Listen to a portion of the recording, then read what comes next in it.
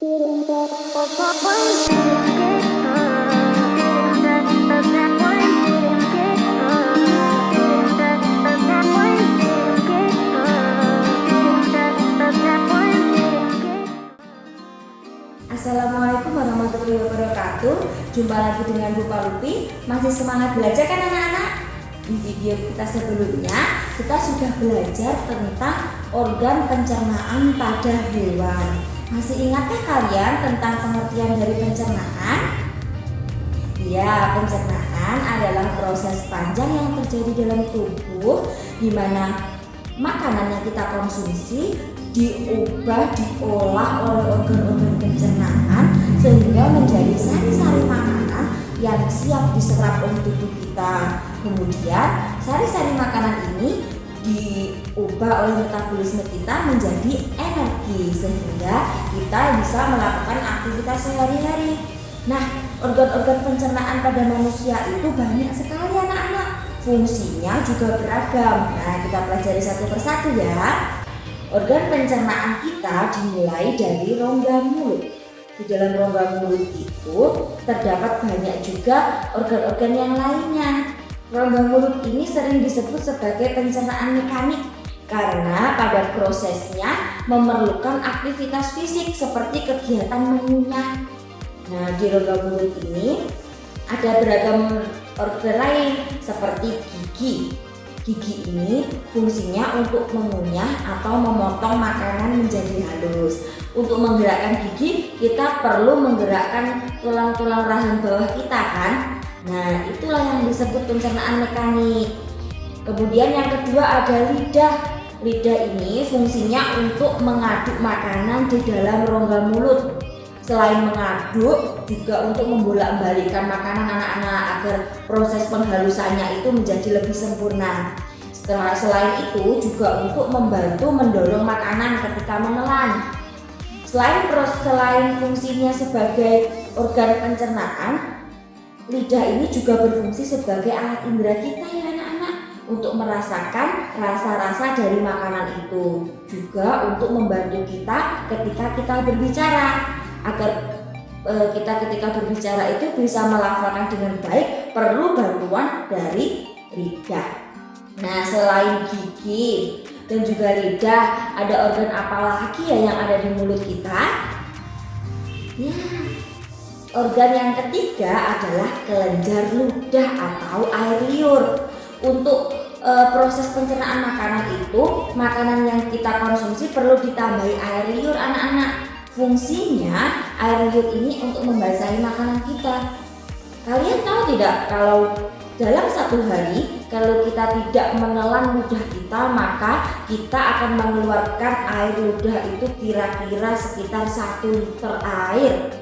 1 liter air ludah itu kalau tidak ditelan, kita akan bisa ditampung anak-anak dalam wadah sampai 1 liter.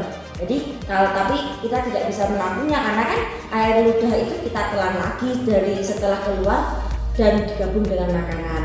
Seperti yang baru dijelaskan tadi, fungsinya yaitu untuk membasahi atau melumasi makanan ya. Selanjutnya setelah dikunyah, dilumasi lalu ditelan, akan masuklah makanan itu ke dalam kerongkongan. Kerongkongan itu merupakan saluran penghubung antara rongga mulut dengan lambung.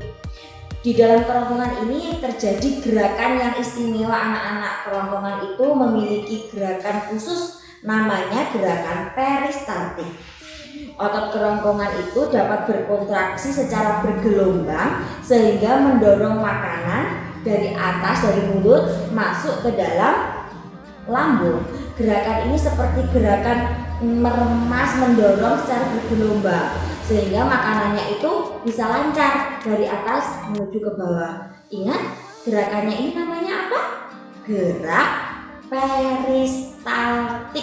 Diingat-ingat ya, gerakannya namanya gerak peristaltik, yaitu gerak mendorong di kerongkongan.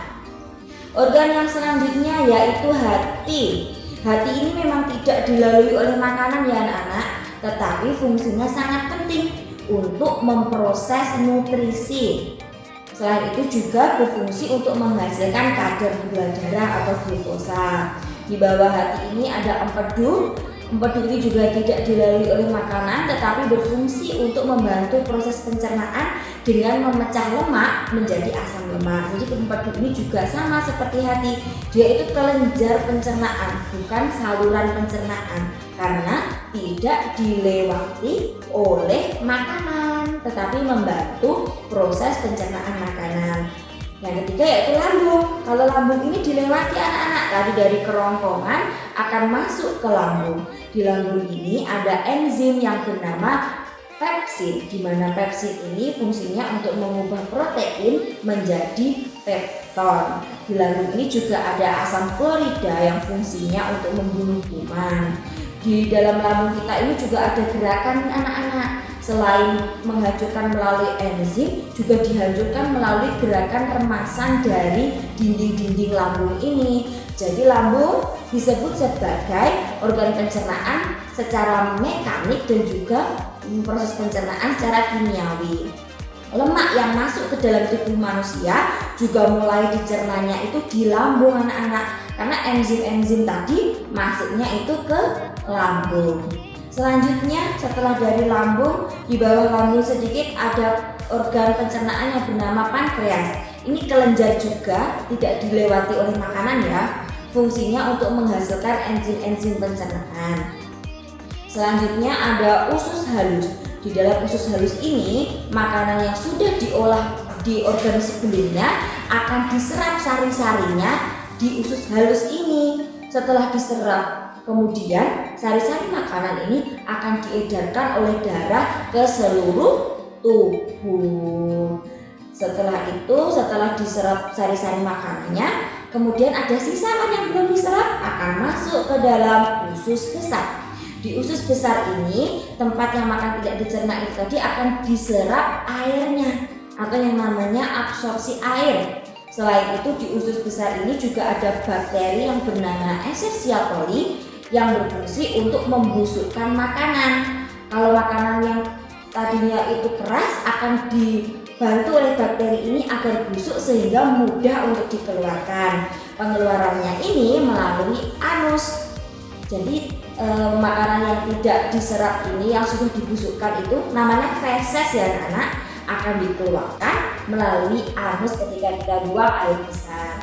Nah, dari penjelasan tadi dapat disimpulkan bahwa organ pencernaan manusia itu meliputi rongga mulut, kerongkongan, hati, empedu, lambung, pankreas, usus halus, usus besar, dan terakhir anus. Nah, silakan dicatat penjelasan dari Bu Palopi ini tadi. Semoga bermanfaat. Mohon maaf apabila ada kesalahan. Wassalamualaikum warahmatullahi wabarakatuh. Semangat ya.